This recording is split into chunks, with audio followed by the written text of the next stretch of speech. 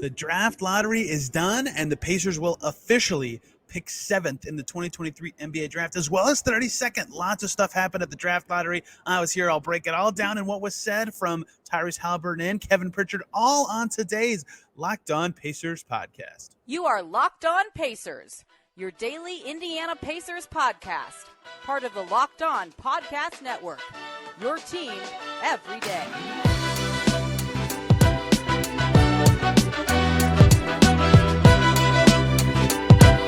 Welcome in to another edition of the Locked On Pacers podcast, where we, of course, talk about the Indiana Pacers. As always, my name's Tony East. I cover the team for Forbes and SI, and today it is the day that people had been waiting for, the lottery. It happened. It was in Chicago. I was there, and I'll break it all down. The headline: the Pacers will pick 7th in the 2023 NBA draft, their second highest pick since 1989, their first highest, of course, being the 6th pick last year. And the Pacers see good lottery results elsewhere as the Spurs finish ahead of the Rockets. So we have a lot to get to today from Lotto Land. I'm in Chicago. I'm actually in the convention center where this all just happened still. So if you hear echoey noises, it's because I'm in the biggest room I've ever recorded a podcast in my life. And if you hear background noises, it's because they're breaking stuff down because the lottery happened like an hour ago in this very building. So what happened? Well, the headliner, of course, for the Pacers is they pick 7th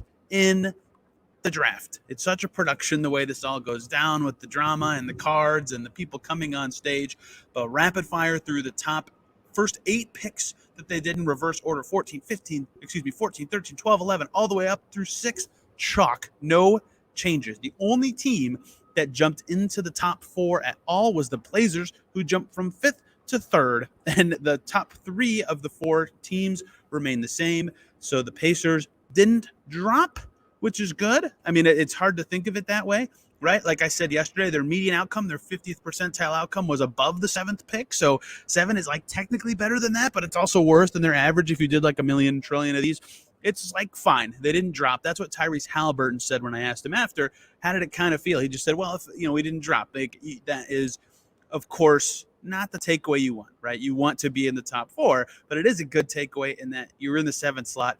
You remain 7 with such a volatile event, dropping obviously more painful than not, as the Pacers were last year, falling from 5 to 6, landing at 7. Not the end of the world necessarily for the Pacers, who now have this pick, and it's just jaw-dropping to see this event take place again. It's such a production. They had Wembanyama ready to go on the broadcast, right? Clearly the number 1 pick. The Spurs rep on the stage, one of their business execs, just going absolutely nuts when the Spurs won the number 1 pick. And I just have so many things to riff about in my notes about this pick and the rest of the Pacers lottery. And I will start with the Spurs connection at the first overall pick. So I tried to explain this yesterday when explaining how the lottery works. But there's 14 ping pong balls in this machine, and it's not just they pull out one number and that pick slot is done. They pull out 4 numbers in a row, and that 4-number combination belongs to one of the 14 teams, and the team that has that 4-number combo gets the picks in order. So they did the first pick first, and the first 3 numbers that came out were one of the Pacers combos. A couple of them actually were involved. Kevin Pritchard was explaining this to us after the lottery downstairs in this other room. This is a giant building, and it was very fun to weave through it and find everybody. But after 3 numbers, the Pacers were in play for number 1. Had the 4th drawn number matched a Pacers combo, they would have gotten it. So they really got to this isn't actually accurate because I don't know what the 4th number was, but 3 were already drawn, like basically a 1 in 11 chance at the number 1 pick at that point, which is better than their 6.8% normally. Like, that's pretty awesome. So they were right there, but the pick went to the Spurs. It's really funny. You could watch the lottery drawing on YouTube, and Kevin Pritchard's wearing glasses, and he's looking through they give everybody in there this booklet with all the lottery combos and what it means. And he's wearing glasses. You can see him kind of flipping through to see where the combos are. And once they announce it's the Spurs, he takes his glasses off because the Pacers didn't get the number 1 pick. I haven't watched far enough to know if he ever put them back on or what his emotions were like. I tried to ask him about it, and I meant after the full lottery, but I asked him if he felt relief. And I think he thought I meant after the first pick, which is not what I intended. But, you just know the odds, right? It's, of course, everybody feels some sort of hope or desire during the lottery process. But, when you see that happen, it just has to be absolutely so painful, especially in a draft of this magnitude, right? Execs aren't allowed to say specific players, but Everybody knows how good Victor Wembanyama could be in this draft. I mean, there's a reason that Brian Windhorst of ESPN was in France with Wembanyama at 2:30 in the morning in France to talk to him, because the Spurs getting him is massive. And I think that's another big takeaway before we kind of keep going on the 7th pick for the Pacers, is that the number 1 pick did go west, right? That is huge for the Pacers. Wembanyama, only twice a year they'll have to face him. That's huge for them.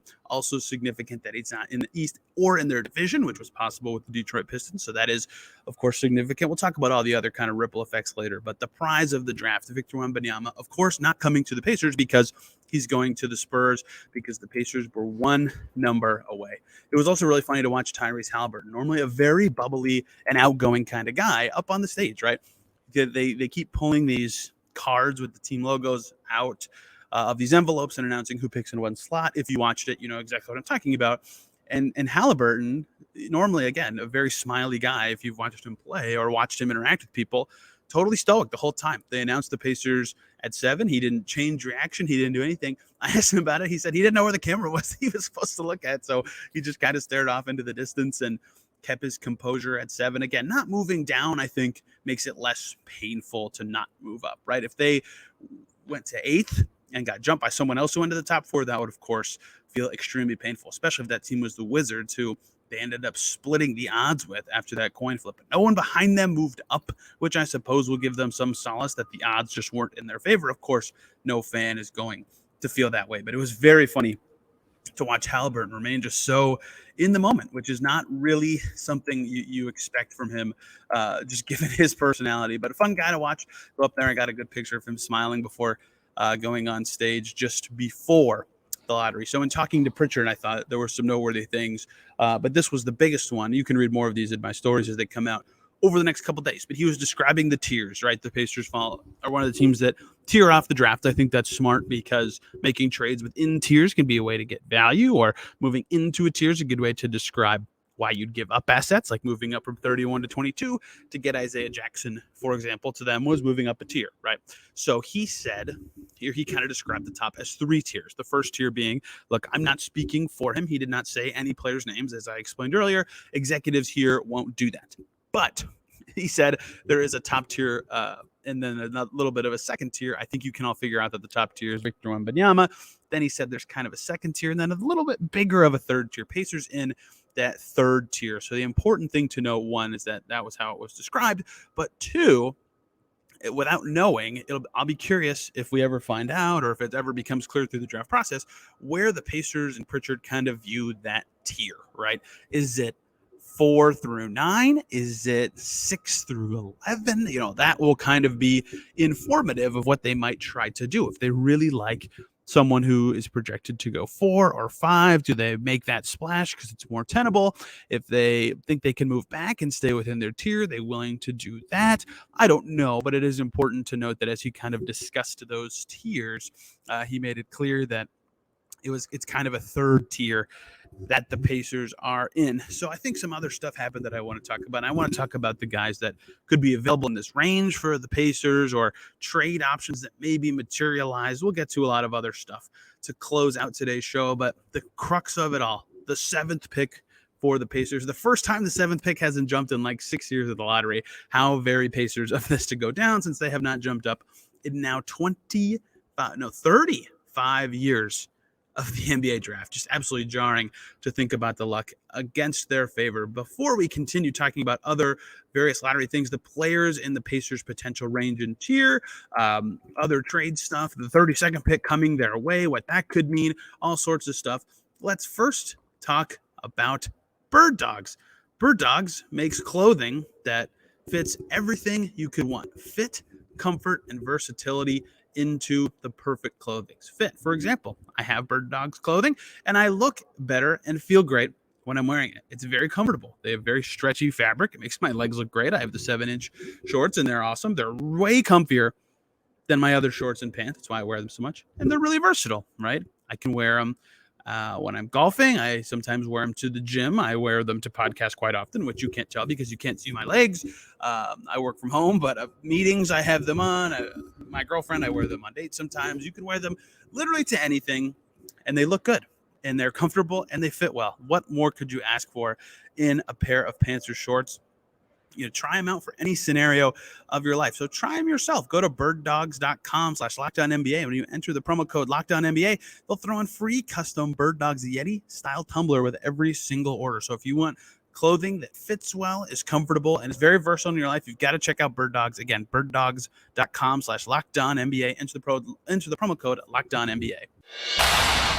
Back here at the lottery. Thanks for making Locked On Pacers your first listen today and every single day. The very easy second listen is Locked On Spurs with Jeff Garcia, who tweeted earlier that Spurs general manager Brian Wright said, well, we'll assess all of our options with the first pick, and wouldn't name any players, which I just think is absolutely hysterical. I mean, Brian Windhorst, again, was literally with Victor Wembanyama asking him about the Spurs and what it would mean to be with that franchise. Everybody knows who's going number one this year. He is considered perhaps the best prospect since LeBron. If you watched the ESPN broadcast, you heard Adrian Wojnarowski talking about how impressive he believes Victor Wembanyama could be one day. Locked On Spurs will have everything you want to know about the Spurs winning this lottery. And by the way, crazy circumstance, but the Pacers, who are hoping to see the Rockets lose some of their last two games so they could clinch the 32nd pick, the Rockets win their last two games, win a coin flip with the Spurs, and then watch the Spurs jump up to 1 while the Rockets fall to 4.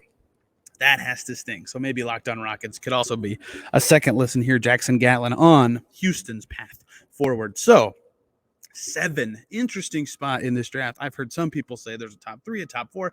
I've never gotten anyone to say 5. So it feels like the Pacers are a little bit away from that kind of top-ish part of this draft, but they're still in a good spot, at least if you ascribe to the tier theory, like I said. And if you've listened to me on this show for a while, in my head, I had a top 8 that I thought were solidly the first 3 tiers. Now I would extend that to 9, and I have a guy I really love that I might put at the top of tier 3, and I have a guy in tier 2 that I think most people don't have in tier 2. It doesn't matter what I think, but that is all to say this is a good draft, right? Because there's so much talent at the top. Even like your 4 through 9 is typically a 2 through 7 or something like that. And Pritchard did talk about, the merits of best player available versus fit when we were talking to him. So Scott Agnes and I were about to ask the exact same question to close out our media availability with him. And Pritchard said, it's kind of context dependent, right? He didn't say those exact words, but he said, in the past I've done best player available, or at least I thought, and the pick hasn't worked. And then sometimes I've done drafting for fit, and that hasn't worked, right? It's just not an exact science, and that's 100% true. That's not to say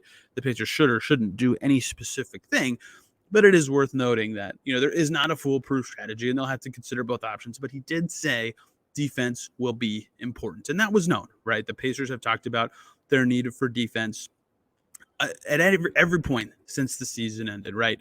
And they need to be better on that end, right? Last after the All-Star break, 26th this season. If they're going to be a team that gets out and runs or is at least faster paced on offense, they have to defend well enough to, 1, have the energy to do that, but 2, actually get the stops to run and transition. Defense is critical for the Pacers in any of their offseason approach, whether that's the draft, whether that's free agency, whatever.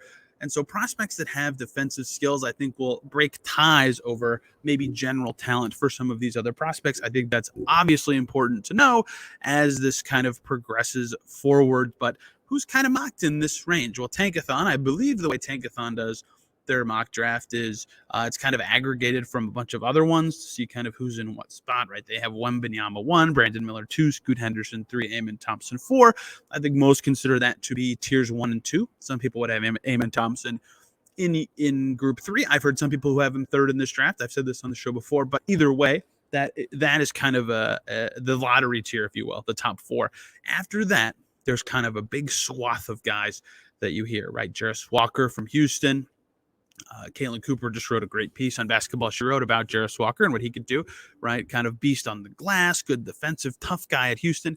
Amon Thompson's twin brother, Asar Thompson, also from Overtime Elite. And it's just so hard to assess the Thompson brothers because of the level of competition they had, but immensely talented, right? And, it's not fair to just pin the Overtime Elite on them. They were great high school players, too, in the same way that a lot of these other top prospects were. Asar, of course, also a very talented player, just like his brother. Cam Whitmore from Villanova, really good scoring type, can kind of get a shot up from anywhere. 6'7", too. That's of course appealing. And Anthony Black from Arkansas, commonly in this range as well. Decent creation, decent defense, good player, and a lot of Pacers fans' favorite prospect, mocked currently at 9th on Tankathon is Taylor Hendricks, right? Really good defensive wing, humongous size, right? That was something that stood out about his combine measurements that came out for Monday. He's big, right? And they could really use that size and that type of player.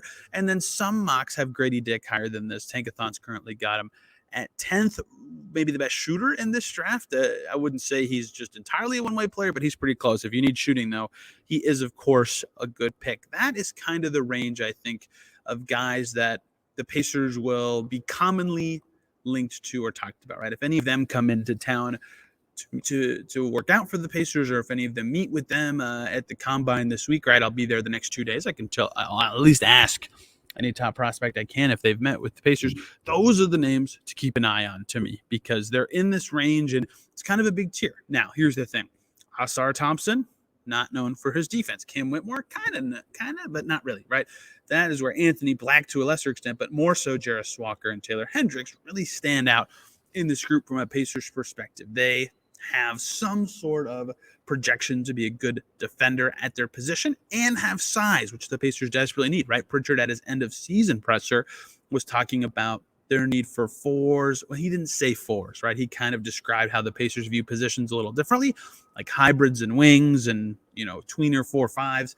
But they need any of those, whatever phrase you put on it, whatever you call it. Anyone who's 6'7" to that 6'10" range and can kind of play on the perimeter but still do some stuff inside. That sounds like a long checklist. There's not a lot, but there's some of those guys in the NBA. Every single team wants them, right? Every single one. It's not that the Pacers haven't tried to get them. It's that they're hard to get, especially quality ones for a long time. If there are guys at that size or in that range who are available, the Pacers will certainly consider it, both for fit and for talent, right? I think that is something unique to this draft after hearing Kevin Pritchard talk about, the best player available approach versus the best fit approach, is that when you kind of really dive into this tier that they're in, there's a chance they could end up satisfying both just because of how this top 9, 10, whatever kind of sorts out. Because when you get to, I really like Carson Wallace at Kentucky, but when you get to this, 11 through 20 range, there's some good players, but there's a lot fewer wings, right? Leonard Miller is a beast. I really like him, but in general, a lot of the guys kind of, when you hit 10, I guess once Grady Dick's off the board, are either guard types or just not big enough to kind of fit the bill of what I just talked about the Pacers needing until you get much, much deeper into the first round of mocks. Now, granted, there's a couple guys like in the 20s I actually think are really good and should go in the lottery, but the common consensus right now is this grouping that the Pacers are in from at 7, this tier from whatever you want to call it, 4 to 9, 4 to 10, 5 to 10, whatever, features a lot of guys that could actually satisfy both of their needs for both best player available and great fit. And that is, of course, very noteworthy for this. Now, the lottery is what it is. A lot of other teams move that could open up some trade options for the Pacers. The Pacers also got pick 32 from this draft. I want to talk about that still. I want to talk about the Pacers division outcomes, the West doing well. There's still so much to break down from this lottery. Let's close out with many a stray thought that are important to the Pacers. Welcome back into Locked On Pacers. Thanks for making us your first listen today and every single day. For your second listen, Locked On Blazers. Mike Richmond is going to be buzzing about the Portland Trail Blazers lottery night, moving in to the top 4. The only team that wasn't in the top 4 that finished inside the top 4, jumping up from 5 to 3. The Rockets, Hornets, and Spurs, who had the other 3 worst records, finish also in the top 4. And the Pistons do not get their number drawn. They fall to 5. That is brutal for the team that had the worst record, but they got Cade. 5 2 years in a row really sucks for Detroit, but they got the number 1 pick 2 years ago. They'll be just fine. Either way, really fascinating outcome. And the number one thing I would like to say from this outcome range, I talked about this a little bit when I said on the lottery preview show, hey, it's good for the Pacers if West teams jump up. Well, of the teams that actually did jump up, which is San Antonio, Charlotte, and Portland, 2 of them are out west, right? That's good for the Pacers. The Rockets technically got drawn, but they had the second worst record, so they fell, air quotes, to 4. They got drawn, so that's not really fair to say. That's still a good outcome for them, given how the odds work in these events. But they, that's still a West team. So 3 of the top 5 out west, but the teams that actually jumped up, 3 of them in the West. That is significant for the Pacers in terms of external outcomes, right? So now Wembanyama presumably going to be in the Western Conference. One of Scoot Henderson or Brandon Miller going to be in the Western Conference, or perhaps Amen Thompson goes, 3, and then maybe all 3 of Miller, Henderson, and Wembanyama end up in the West. Depends how all this shakes out. It's way too early to talk about that, but in general, the West moving up to this extent is good news for the Pacers. Some of these studs will not be in their conference, or at least in their path in the playoffs in the immediate future. Now, another ripple effect of this, and this is noteworthy every year as well, is the Pacers division itself, right? How do those teams stack up? One of the worst things that's happened to the Pacers in terms of their own schedule for the next couple of years is the Cavs moving up in the Garland year, getting Evan Mobley, right? They are loaded. They look really good. The Bucks, of course, have Giannis. They got him late, but lottery luck helping the Cavs has hurt the Pacers. They play the Cavs 4 times a year, right? So the Pistons not getting drawn, falling from 1 to 4, brutal for that franchise after having the worst record in the league. They're changing coaches. Their GM is still kind of figuring out a plan, but that's great for the Pacers, right? Another team in their division, and sort of similar timeline to the Pacers, this Pistons team. It is significant that they moved down and will get less of a star power around Cade and Jaden Ivey. That's big for the Pacers in terms of potentially accelerating past them in any sort of build, rebuild, whatever phrasing you would like to use. And the Bulls, who were at 11th, the other Central Division team for the Pacers to monitor, did not move up, meaning their pick will go to the Orlando Magic. That is, of course, also significant for the Pacers, that the Bulls will not immediately get better, although having that obligation gone might be good for the Bulls going forward, just to have it done. Also, if you would like a very good laugh, plugging a podcast not in the Locked On Network, CHGO's Bulls Show. They were doing a live reaction to the lottery, and it's funny because the Bulls, they only got their pick if it was in the top 4. And so the Bulls were 11th. They did not jump up. But because of that, the NBA held up the Magic's logo to say that, hey, the Magic are going to be picking 11th. They're getting the Bulls pick. The CHGO guys thought they were saying the Magic fell down to 11, and that meant the Bulls jumped into the top 4. So they were going nuts for about 2 minutes before realizing what happened. It is laugh out loud funny, a rare hearty laugh from me in public. It was great. You have to check that out. But either way, the Bulls did not move up. The Pistons did not move up. In fact, they moved way down. That is good news for the Pacers. So those external results are good. But the biggest non-Pacers result, obviously, was the Spurs and the Rockets. The Pacers desperately wanted to see the Spurs finish ahead of the Rockets, because that would mean the inverse happens in the second round, where the Rockets would pick before the Spurs. If you remember, I've explained this a few times. The Pacers have the Rockets' second-round pick, but it's protected, and it's backwards protected from what you usually expect. It was protected 33 through 60, meaning the Pacers only got it if the Rockets' pick in the second round was 31 or 32. They finished tied for the second worst record with the Spurs, meaning that pick was either going to be 32 or 33. If the Rockets got the better first-round pick, they'd get the worst second-round pick, and vice versa. Both of those teams being in the top 4 meant there was a lot to be decided about where that pick would end up. Well, the Spurs won the lottery, quite literally. They get Wembanyama. That also means they finished ahead of the Rockets in the first round, which means the Rockets get the better pick in the second round. That's pick 32, which means that now goes to the Pacers. Had that gone the other way, the Pacers would have gotten pick 50 instead of 32. 18 picks, huge equity difference. In fact, if you're bummed as a Pacers fan about them not moving up at all from 7, this is a big second win to move up that much. It's a second rounder, but 32 can be valuable. I've talked about this a lot, but 31, 1 pick ahead, right? 2 years ago, Pacers traded it to move up to get Isaiah Jackson, moving up tiers, right? Something I just talked about earlier in the show. Last year, obviously, they picked Andrew Nembhard at that slot. Like, that's good. That's a good pick of value, I think, and I think most people think that way. It is massively significant that the Pacers actually got it. And it's significant to me for another reason, too. First of all, Kevin Pritchard talked about some of the new second-round exception rules in the CBA and how that could help them if they actually make that pick. But in general, they have 26 and 29 as well. They have 3 picks now in this swath of like 7. That's too many for what they are. But if you get 32, you can be more confident that someone you like might be there and be more willing to trade away 26 or 29. And I think that is significant for the Pacers, that 26 and 29 now can be moved more easily. They can think happier thoughts about doing that and maybe not giving up somebody that they love or having to trade up for somebody that they love, because they have another pick coming up right away. Or they could even trade all 3 of those and see how high they could get in the draft doing that. Or there's a million packages they could do. But obviously having 32 is preferable to having 50. At the headline of the article would be that, and that's great. The Pacers will be happy to see that. But also because it's in this kind of range with two of their other picks, I think that's significant for their options, what they'll be able to do, right? Kevin Pritchard actually did bring this up when we were talking to him. I'll try to dig up the quote while we're talking. He said, now that we have it, we really like that pick. It just gives us bigger degrees of variability, he said, right? So that is, of course, significant. Moving up is better than moving down, and that lottery result means the Pacers will be moving up to 32. So the Pacers' full draft picks, I'll do a show on this potentially in the future. They have 7, 26, 29, 32, and 55. That is the Pacers' 5 draft picks in 2023. Of course, Pritchard said right after the season, he doesn't want to bring 5 kids into the organization. He reiterated that thought today. They're probably not going to make 5 picks. And by that, I mean, they're certainly not going to make 5 picks. They don't have enough roster spots to do that. But there are tools at their disposal to make these valuable, and having 32 is significant. Now, I've already been messaging and DMing with people about various things that happened that are also significant to the Pacers, but trade avenues opening up, I think, is an important factor in this as well.